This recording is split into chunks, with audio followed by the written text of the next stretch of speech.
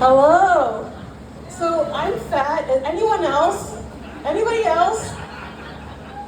Thank you. Okay, I think, thank you, the people I brought. Yes. Thank you, guys.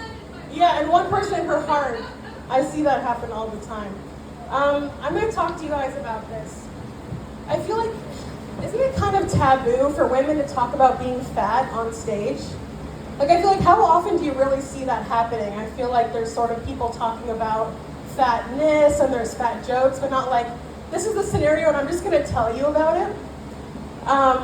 But what I'm going to do first is read to you about it.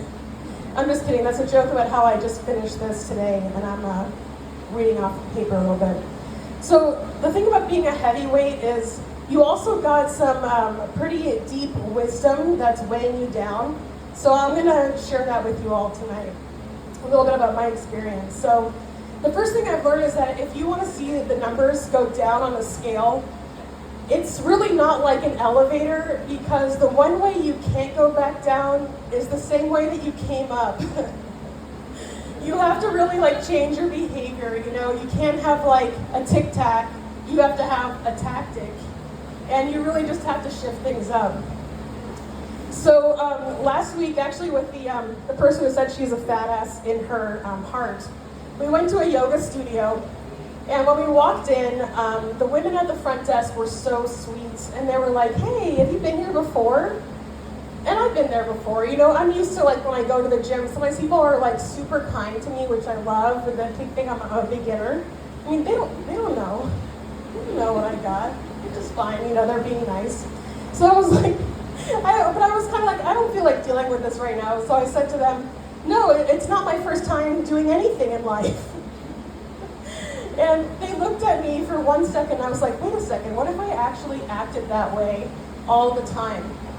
You know, we all have like these transferable skills and experiences. Like, I've never murdered somebody, but if you take my college rugby tackling practice, it was just 1 semester. I didn't like it. It was scary.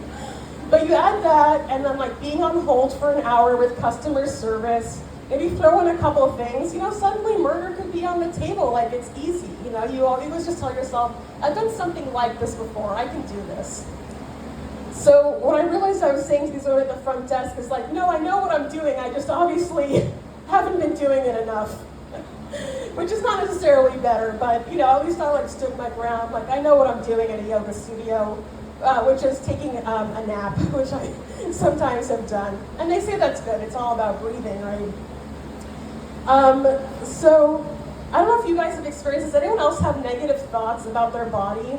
I really want to see hands. I'm seeing like a yes, a hand. I know we were just talking about fries, and I was like, oh God, I hate so many fries, they were so good. Like we all have, I feel like everyone is on the spectrum of, you know, what's called body dysmorphia, where like we have these thoughts where it's like, your body is awesome, but you feel bad about it. And sometimes people don't even really see their body clearly. You know, where it's like, oh, like I'm so this or I'm so that, and no one else really sees that. And I know that when I say I'm fat, I know you can see it.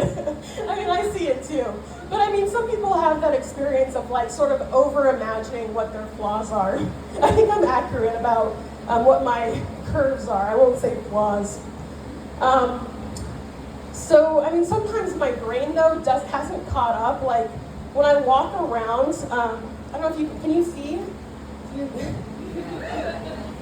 I walk around, imagine there's a chair here, I should have done that in advance. I'll sometimes, like, hit a chair because, like, my brain hasn't caught up to the width of my hips that has expanded over the years. You know, sometimes I go to a class called intuitive eating, like I have to learn how to use my intuition in order to eat, which is how to stay alive. But I'm going to talk about horses now. Does anyone know that it's not a different topic, by the way? It's just a harsh transition. Does anyone know that horses are actually, well, let me take a poll. Who thinks that horses are predators? They're big, they're strong, they're fast, yeah. One scared hand. Thank you for raising your hand, I appreciate it. Yes! That's the spirit I want. Who thinks that horses are prey? It's the only other option. Thank you. 1 or 2 or 3 hands. Isn't that insane? Like, have horses ever seen themselves, like how terrifyingly huge and powerful they are? I'm like, do horses have body dysmorphia? And like their brains and their nervous system just hasn't caught up to how big and fucking terrifying they are. You know, it's sort of like those little dogs that seem to have the biggest bark, where it's like, listen, like you can kill me with cuteness, but I think that's really all you've got going for you. So I just think humans are not alone in this of like, who am I versus how I perceive myself. So I did some reading about horses, and if you want to check my sources, just click here. There's a Rutgers Center for Equine Science article that I read that was really good. So the reason actually that horses are so big and fast is because they are prey animals and they just run away. So they use, in fight or flight, they do flight, and that's why they're so fast, because they're prey. And it just makes me think, like, wouldn't it be cool for horses? Like, wouldn't it just be a nicer life? They could just microdose, tranquilizer, chill out, like, why the long face? Just like slow life down to a trot, put your feet up, like all four of them, and just relax. I mean, listen, if there's any horses in the room, just like cover your ears. This is like a hoof joke, you know, because I don't want to be responsible of like all these T-Rexes. Like, who the fuck, by the way, what are the predators of horses? Can you even name one? It's just got to be a T-Rex. Is the only guy more vicious than a horse. So, you know, if any horses are worried, like, there might be a T-Rex after you, I don't want to be the one responsible for, like, mass extinction of horses. But that's kind of how I see it. Like, you guys can just chill out. Poor horses. That's not my whole act. It's not about horses. It's more of a metaphor. Actually, I told my friends who were coming, I was like, tonight I'm talking about horses. And they probably were like, you don't know anything about horses, which is true. But now I read something, so I do know a little bit. But, you know, I just wonder, it's like, you know, it kind of reminds me the way that horses act. It's the way so many people do that when we're children, that's when we build our mental map of the world.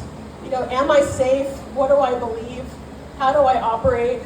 I mean, you know this, right? Have anyone met someone who's just like, you've been the same since you were born? Or like you've known someone for 20 years and they don't change? I mean, it's kind of this idea of sort of like our nervous system stays stuck in this one way of being. And really, as we're adults, we have new information, we have new capabilities. Like I said before, you know, we've done things before and we can do things differently. So some of you have heard this quote that within each person there are two wolves. Has anyone heard that? Watch out, horses. I'm just going to cover your ears again, because wolves are actually one of the predators on the Rutgers University article. Wolves are one of the predators of horses. It's also bears and cougars. I've never heard of that happening. But within each person, the story goes that there are two wolves, you know, the good wolf and the bad wolf. Does anyone know which wolf wins? I'm hearing syllables, and I'm imagining you're all saying it together. It's the one you feed. So it's, the whole idea is that we have this different parts of ourselves, and it's all about how do you want to be and how do you want to show up. We have the part of ourselves that's like the prey version of the horse, where it's scary and we run away. But we also have the predator version of us, where we can be the kind of horse that whose looks could kill. I'm talking about their kicks. I don't mean their kicks, I just mean their like really cool horseshoes. And their fashion is insane. But we all have those different parts of ourselves, and it's sort of similar to what I was saying before. Like, we talk about our bodies as though they suck, and we live as though we're not these beautiful, powerful, capable beings that we are. And that's kind of what's the interesting difference between humans and horses is that we can choose fight, or we can choose flight, or any other option, which is good for me because I'm not very fast. But I also have other strengths, like I can close doors without any hands if I walk by a doorknob too closely.